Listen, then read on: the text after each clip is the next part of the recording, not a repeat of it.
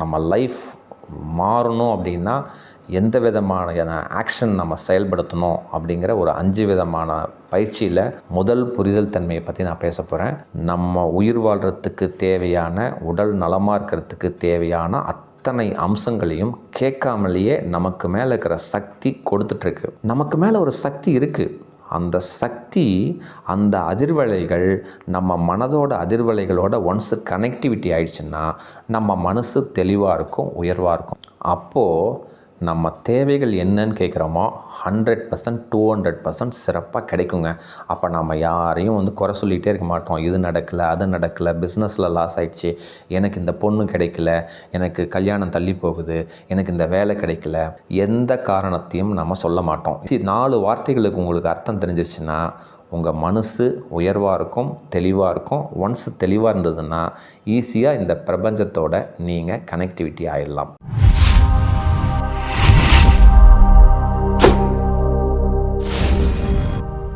அன்பு வணக்கம். இன்றைக்கி ஒரு அற்புதமான தலைப்பை நம்ம விவாதிக்கலாங்க. ஒரு 5 விஷயங்கள் நான் சொல்கிறேங்க. இந்த 5 விஷயங்கள் நம்ம வாழ்க்கையில் நம்ம தேவைகள், நம்மளோட கோல், நம்மளோட அச்சீவ்மெண்ட் அடையணுன்னா இந்த 5 விஷயங்களை செயல்படுத்தினா 200% நீங்கள் சக்ஸஸ் ஆகலாம். இதில் எந்த வித மாற்று கருத்தும் கிடையாது. இந்த 5 விஷயங்கள் கொஞ்சம் லென்த்தியான வீடியோவாக இருக்கும். அதனால் நான் ஒவ்வொரு வீடியோவிலையும் ஒரு விஷயத்தை சிறப்பாக நான் உங்களுக்கு சொல்கிறேங்க. ஓகேங்களா? இதை செயல்படுத்துறதில் இல்லை இதில் புரிதல் தன்மை இல்லை, கேள்விகள் ஏதாவது சந்தேகங்கள் இருந்தால் சிறப்பாக என்னுடைய வாட்ஸ்அப் நம்பருக்கு வாய்ஸ் மெசேஜ் கொடுங்க. என்னுடைய நம்பர் 9080274280. நலமாக வாய்ஸ் மெசேஜ் பண்ணுங்கள். நான் ஃப்ரீயாக இருக்கும் பொழுது அற்புதமாக உங்களோட பேசுகிறேங்க.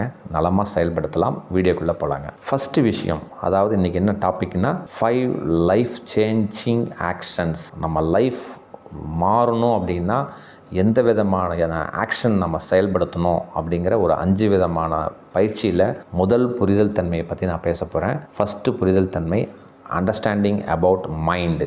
மனதினை பற்றிய புரிதல் தன்மை. இது தாங்க நம்ம லேக் ஆகிறோம். ஃபஸ்ட்டு மனசுன்னா என்னன்னு தெரிஞ்சுக்கங்க. இந்த புரிதல் தன்மையை ஃபஸ்ட்டு புரிஞ்சுக்கிட்டிங்கன்னா அடுத்த 4 விஷயங்கள் ரொம்ப ஈஸியாக இருக்கும். அதுக்காக தான் பார்க்குறோம். மனதினை பற்றி புரிதல் தன்மை. மனசுன்னா என்னங்க? யாராவது பார்த்துருக்கீங்களா? சிம்பிளாக சொல்லட்டுங்களா? மனசுக்கும் ஃபஸ்ட்டு உடல்னால் என்னன்னு தெரிஞ்சுக்கங்க. உடல்னால் என்ன? இது என்னுடைய உடல், சிவாவோட உடல் இது. ஓகே. உயிர் இருக்கா? உயிர் இருக்குது. உயிர் இருக்கிறதுனால தான் நான் பேசிகிட்டு இருக்கேன். அப்போது இந்த உடலுக்கும் உயிருக்கும் ஒரு கனெக்டிவிட்டி இருக்குது. புரியுதுங்களா? அப்போது உயிர் இல்லைன்னா எனக்கு பேர் வேறு, இது பாடின்னு சொல்லிடுவாங்க. பாடி எப்போ எடுப்பாங்க, எப்போ காரியம் பண்ணுவீங்க அப்படின்னு சொல்லிடுவாங்க. அப்போ புரியுதா? அப்போது இந்த உடலுக்கும் ஒரு உயிருக்கும் ஒரு கனெக்டிவிட்டி இருக்குது. புரியுதுங்களா? அதே போல் இந்த உடல் நல்லா இருக்கணும், இந்த உயிர் சூப்பராக இருக்கணும்னா மனசுங்கிறது தான் ஆக்டிவேட் பண்ணுது. அந்த மனசு சூட்சமமாக இந்த உடலுக்கும் உயிருக்கும் நடுவில் சூட்சமமாக இருக்குது. இது தாங்க உண்மை. அந்த மனசு என்ன நமக்கு செயல்படுதோ அதுதான் நமக்கு அவுட்புட் ரிசல்ட் வருதுங்கிற புரிதல் தன்மை வச்சுக்கோங்க. நம்மளாம் என்ன தெரியுங்களா செய்கிறோம்? அவன் இப்படி செஞ்சுட்டான், இவன் இதை செஞ்சதுனால இது ஆயிடுச்சு, என் ஆஃபீஸில் என் ஓனர் இது பண்ணதுனால நான் இப்படி ஆயிடுச்சு, எங்கள் வீட்டில் எங்கள் மிஸ்ஸஸ் இப்படி பண்ணதுனால நான் இந்த நிலைமைக்கு இருக்கேன், எங்கள் மாமனார் இதை பண்ணிட்டாரு, என் பார்ட்னர் பிஸ்னஸில் இப்படி பண்ணிட்டான், என் லவ்வர் இந்த மாதிரி என்னை ஏமாற்றிட்டாங்க அப்படின்னு சொல்லிட்டு காரணத்தை வெளியிலேயே தேடுறீங்க. அந்த சூழ்நிலை, இந்த சூழ்நிலை, இந்த பிரச்சனை அப்படின்னு தேடுறீங்க. நான் சொல்கிறது ரொம்ப சிம்பிளுங்க. மனசு உயர்வாக இருந்ததுன்னா, ரிச்சாக இருந்ததுன்னா உங்களுக்கு நம்மளோட உடல், நம்மளோட உயிர் ரொம்ப தெளிவாக இருந்தால் ரொம்ப சூப்பராக நம்ம இந்த இறைத்தன்மையோட கனெக்ட் ஆகிடலாம். புரியுதுங்களா? புரியலிங்களா? இன்னும் கொஞ்சம் விளக்கமாக சொல்கிறேன் பாருங்கள். இறைத்தன்மைனா என்ன? அடுத்த கேள்வி உங்களுக்கு வரலாம். அதாவது உடல், உயிர், மனம் சூட்சமமாக இருக்குது. புரியுதுங்களா? இந்த மனசு நலமாக இருந்தால் நம்ம உடலும் நல்லாயிருக்கும், நம்ம மனசும் நலமாக இருந்தால் நம்ம தேவைகள் அற்புதமாக கிடைக்கும். இவ்வளோதான் கான்செப்ட். சரி சார், இது எப்படி சார் அற்புதமாக கிடைக்கும் அப்படின்னு சொல்கிறீங்க? எனக்கு இந்த இடத்துல ஒரு யார் சார் கொடுப்பா அப்படிங்கிற மாதிரி ஒரு கேள்விகள் இருக்குது. நான் என்ன சொல்கிறேன்னாங்க, நமக்கு மேலே ஒரு சக்தி இருக்குங்க. நம்புறீங்களா இல்லையா? அதை நீங்கள் என்ன வேணால் பேர் வச்சுக்கோங்க. நான் பிரபஞ்சம்னு சொல்கிறேன், இல்லை அது இறைவன்னு கூட நீங்கள் பேர் வச்சுக்கோங்க, இல்லை அது மேரி அம்மான்னு வச்சுக்கோங்க, இயேசுன்னு வச்சுக்கோங்க, அல்லான்னு வச்சுக்கோங்க, முருகர்னு வச்சுக்கோங்க, விநாயகர்னு வச்சுக்கோங்க, பெருமாள்னு வச்சுக்கோங்க, ஆஞ்சநேயர்னு வச்சுக்கோங்க, சாய்பாபான்னு வச்சுக்கோங்க, எதை வேணால் வச்சுக்கோங்க. அதுக்கு பேர் இயற்கைன்னு வச்சுக்கலாம், யூனிவர்ஸ்னு வச்சுக்கலாம், காஸ்மிக்னு வச்சுக்கலாம், அது ஒரு சயின்ஸுன்னு கூட வச்சுக்கோங்க. பட் நமக்கு மேலே இருக்கிற இந்த சக்திகள், நான் இத்தனை சக்திகள் சொன்னேன் இல்லைங்க, இது நலமாக நம்ம உடலை மனசை உயர இயக்கிட்டு இருக்கு. இதில் ஏதாவது மாற்று கருத்து இருக்கா? நம்ம உயிர் வாழ்கிறதுக்கு தேவையான, உடல் நலமாக இருக்கிறதுக்கு தேவையான அத்தனை அம்சங்களையும் கேட்காமலேயே நமக்கு மேலே இருக்கிற சக்தி கொடுத்துட்ருக்கு. இதில் ஏதாவது கான்ட்ரவர்சி இருக்கா? அப்போது நமக்கு மேலே ஒரு சக்தி இருக்குது. அந்த சக்தி, அந்த அதிர்வலைகள் நம்ம மனதோட அதிர்வலைகளோட ஒன்ஸ் கனெக்டிவிட்டி ஆயிடுச்சுன்னா நம்ம மனசு தெளிவாக இருக்கும், உயர்வாக இருக்கும். இப்போ புரியுதுங்களா? ஸோ நம்ம மனசு உயர்வாக தெளிவாக இருந்ததுன்னா நம்ம யார் மேலேயும் குறை சொல்ல மாட்டோம், எதையும் செய்ய மாட்டோம். நம்ம தேவைகளை நமக்கு சிறப்பாக நமக்கு மேலே இருக்கிற சக்தி நம்ம கேட்காமலே கொடுக்கும். இப்போவே நம்ம எதுவுமே கேட்குறதில்ல. நம்ம உயிர் வாழ்கிறதுக்கு அத்தனை தேவைகளும் நமக்கு மேலே இருக்கிற சக்தி, நான் நல்லவன் கெட்டவன் எதையும் பார்க்காம கேட்காமையே கொடுத்துட்ருக்கா இல்லைங்களா? அப்போது நமக்கு மேலே இருக்கிற சக்திக்கு ஒரு பேர் வச்சுக்கோங்க. உங்களுக்கு என்ன பேர் பிடிக்குமோ அதை வச்சுக்கோங்க. இறைவன்னு சொல்லலாம், பிரபஞ்சம்னு சொல்லலாம், இயற்கைன்னு சொல்லலாம், அறிவியல்னு சொல்லலாம், காஸ்மிக்னு சொல்லலாம், எது வேணால் நீங்கள் வச்சுக்கோங்க. ஓகேங்களா? ஸோ அந்த சக்தியோட நம்மளோட மனசு எப்போ கனெக்டிவிட்டி ஆகும்னு சொன்னீங்கன்னா, ஆன்மீகத்தில் இதுக்கு தான் சொல்லுவாங்க சரணாகதி அப்படின்னு சொல்லுவாங்க. ஒன்ஸ் அந்த ஒரு இறைத்தன்மை அல்லது அந்த ஒரு இயற்கை அல்லது இந்த பிரபஞ்சம் அந்த அதிர்வலைகளோட நம்ம மனதோட அதிர்வலைகள் எப்போ கனெக்ட் ஆகுதோ அப்போது நம்ம தேவைகள் என்னன்னு கேட்குறோமோ 100%, 200% சிறப்பாக கிடைக்குங்க.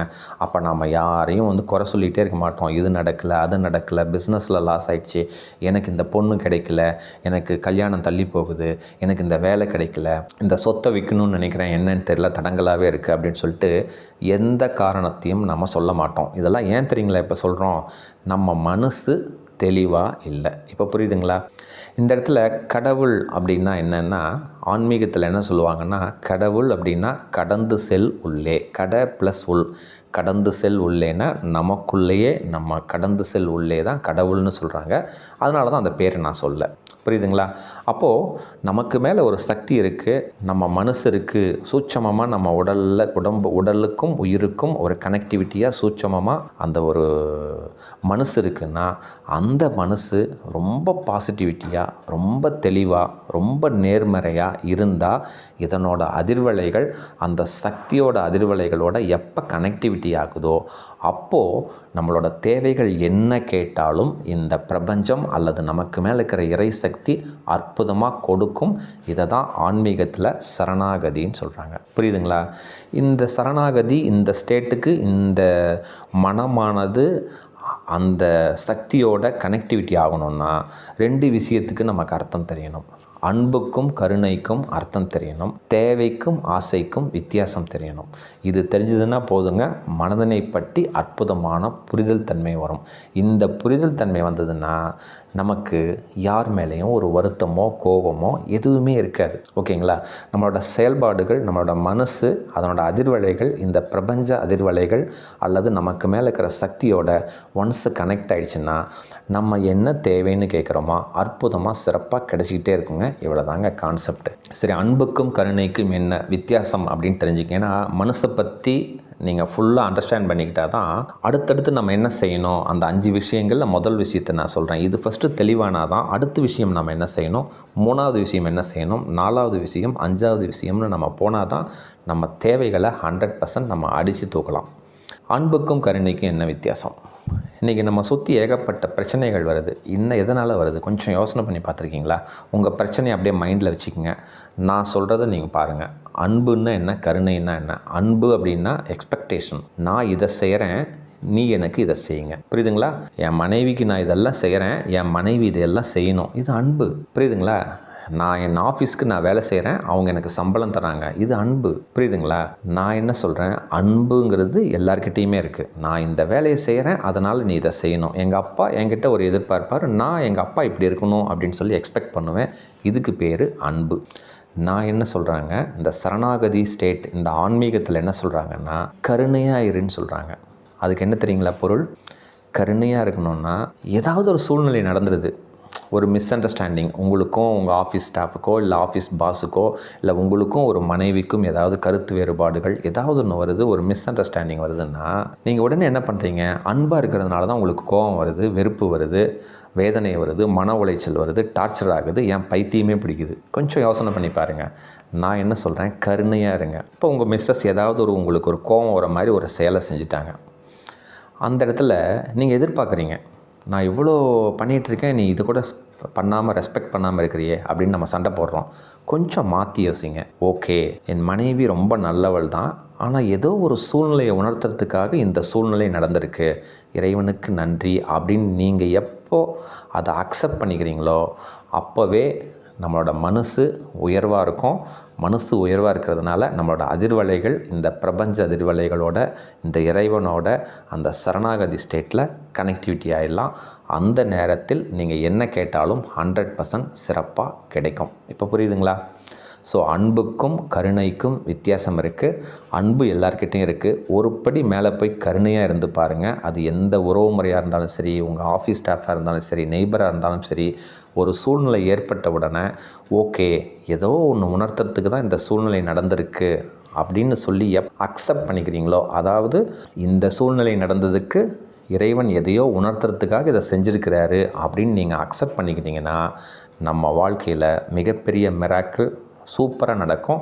நம்ம மனசு ரொம்ப தெளிவாகும். இப்போ புரியுதுங்களா? மனசை பற்றி இந்த புரிதல் தன்மை எனக்கு தெரிஞ்சு போதுமானது. அதுக்கப்புறம் ஒன்று நம்ம தெரிஞ்சிக்க வேண்டியது தேவை, ஆசை. தேவைக்கும் ஆசைக்கும் வித்தியாசம் என்னன்னு பார்த்துக்குங்க. தேவை அப்படின்னா இது நமக்கு அவசியம் தேவை, இது இருந்தால் தான் நம்மளோட லைஃப் கம்ஃபர்டபுளாக கொண்டு போக முடியும்னா அது தேவை. ஆசைன்னா அது இருந்தாலும் இல்லைனாலும் நம்ம வாழ்க்கையை நடத்தலாம், அது ஒரு அம்யூனிட்டிஸ், அது ஒரு எக்ஸ்ட்ரா லக்கேஜ் அப்படின்னு நீங்கள் வச்சுக்கோங்க. ஸோ எந்த ஒரு செயல், எந்த ஒரு வேலை, எந்த ஒரு தொழில், எது நீங்கள் செயல்படுத்தினாலும் உங்கள் வாழ்க்கையில் நீங்கள் செய்கிற அந்த செயல் தேவையின் அடிப்படையில் இருக்குதா, ஆசையின் அடிப்படையில் இருக்குதாங்கிறத ஃபஸ்ட்டு கன்சிடர் பண்ணி பாருங்கள். ஸோ இந்த 4 வார்த்தைகளுக்கு உங்களுக்கு அர்த்தம் தெரிஞ்சிருச்சுன்னா உங்கள் மனசு உயர்வாக இருக்கும், தெளிவாக இருக்கும். ஒன்ஸ் தெளிவாக இருந்ததுன்னா ஈஸியாக இந்த பிரபஞ்சத்தோட நீங்கள் கனெக்டிவிட்டி ஆகிடலாம். இப்போ புரியுதுங்களா? ஸோ வாழ்க்கையில் 5 விஷயங்களில் முதல் விஷயம் ஃபஸ்ட்டு மனசுன்னா என்னன்னு தெரிஞ்சுக்கங்க. You just first understanding about mind. மனசுன்னா என்னன்னு தெரிஞ்சுக்கங்க. அந்த மனசோட சேர்த்து 4 வார்த்தைகளுக்கு அர்த்தம் தெரிஞ்சிட்டிங்க. அன்புன்னா என்ன, கருணைனா என்ன, தேவைனா என்ன, ஆசைனா என்ன. ஸோ இந்த 4 வார்த்தைகள் ப்ளஸ் உடல், மனம், உயிர், இதை மட்டும் நீங்கள் ஃபஸ்ட்டு புரிஞ்சிக்கிங்க. ஸோ நம்ம தேவைகள், நம்மளோட கோல், நம்மளோட அச்சீவ்மெண்ட்டை நாம் ரீச் பண்ணுறதுக்கு முன்னால் ஃபஸ்ட்டு மனசை பற்றி இந்த புரிதல் தன்மை இருந்தால் போதுங்க. அடுத்த ஸ்டெப் நீங்கள் எடுத்து வைக்கிறது ரொம்ப தைரியமாக எடுத்து வைக்கலாம். 100% நம்மளோட கோலை நோக்கி நம்ம பயணம் செய்யலாங்க. ஸோ ஃபஸ்ட்டு பாயிண்ட் நம்ம சிறப்பாக பார்த்துட்டோம். 2வது பாயிண்ட்டு சார்ஜ் யுவர் மைண்ட். அதாவது நம்ம மைண்டை எப்படி சார்ஜ் பண்ணுறது, இதை அடுத்த வீடியோவில் இன்னும் சிறப்பாக எக்ஸாம்பிளோடு நான் உங்களுக்கு எக்ஸ்பிளைன் பண்ணுறேங்க. ஃபஸ்ட்டு பார்த்தது மனசை பற்றி தெளிவாக தெரிஞ்சுக்கிங்க. 100% நீங்கள் நமக்கு மேலே இருக்கிற சக்தியோட கனெக்ட் பண்ண உங்கள் மனசை உயர்வாக வைங்க. உங்கள் எண்ணத்தில் தெளிவாக இருந்தீங்கன்னா உங்கள் சிந்தனை அற்புதமாக செயல்படுத்தி உங்கள் தேவைகள் என்னன்னு கேட்குறீங்களோ அதுக்கு முன்னால் நமக்கு மேலே இருக்கிற சக்தி, இந்த இறைத்தன்மை, இந்த பிரபஞ்சம் சூப்பராக அள்ளி கொடுக்கும். இவ்வளோதாங்க ஃபார்முலா. 100% இந்த வீடியோ உங்களுக்கு பிடிச்சிருக்கும்னு நான் நம்புகிறேன். சிறப்பாக உங்கள் நண்பர்களுக்கு, உறவினர்களுக்கு நலமாக ஷேர் பண்ணுங்கள். அடுத்த வீடியோவில் இன்னும் அற்புதமான தலைப்பில் சூப்பராக சந்திக்கலாங்க. மகிழ்ச்சி. நன்றி.